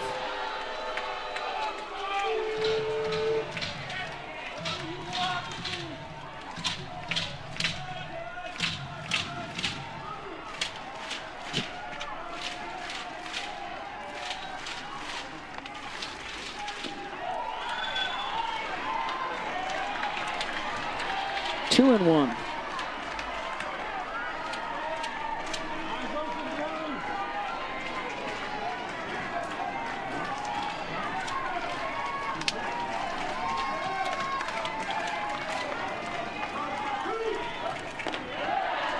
And now 3-1.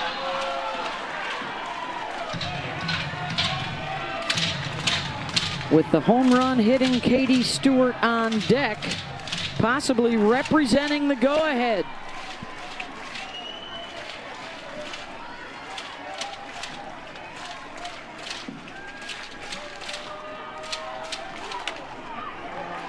Full count.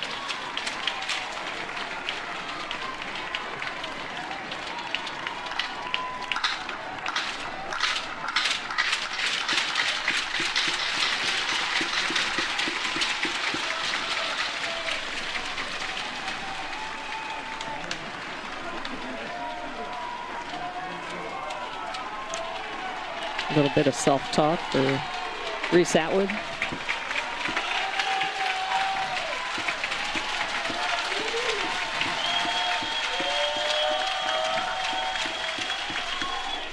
Ball four. Tying run aboard with one out. And this is what Katie Stewart did last time up. That's what tied the game back in the 5th inning. This was huge. 251 feet, her 13th of the season. Great job by the sophomore. First pitch swinging on a changeup. See what they decide to do here. Probably a pinch runner for Atwood, who could re-enter. Yep. Yeah, that's going to be Katie Bennett.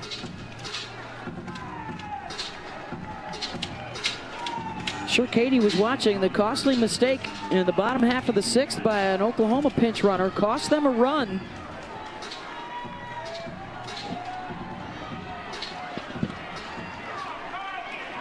So no insurance, just the one run across, and now a chance for Texas.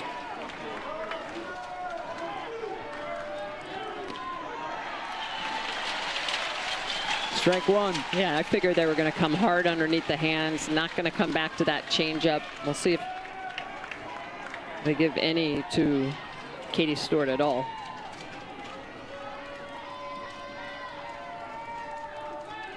Stewart. Ooh, tattoos it, but foul.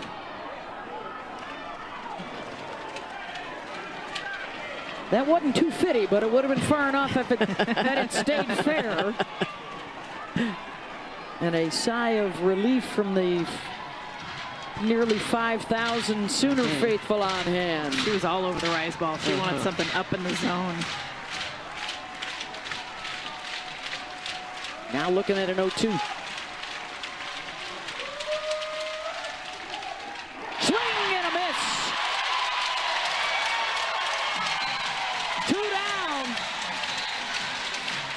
Well, and how about a 71-mile-an-hour drop ball? The chaser down out of the zone, and this one's going to be down. It's going to be a little out. That ball is actually coming across her body. Little bit of curve, little bit of drop to that. Huge strikeout, 6th of the day for Landry. Jolie Mitchell made the last out Friday night, had a chance to tie it or take the lead for Texas, and she gets another opportunity here in Game 3.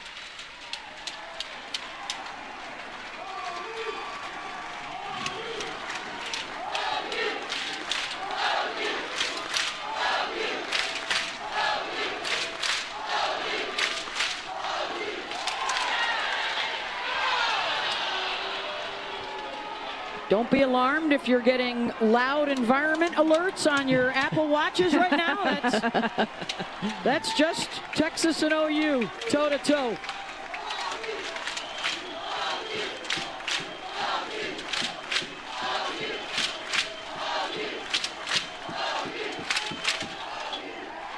Mitchell lets it go.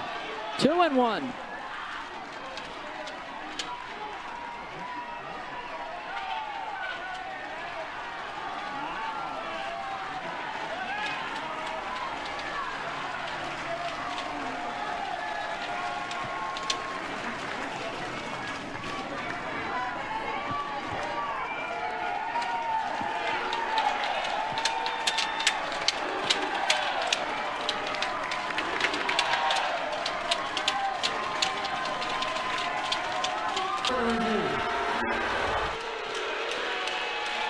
So they will review it. Call on the field is an out to end the game and give Oklahoma a series sweep.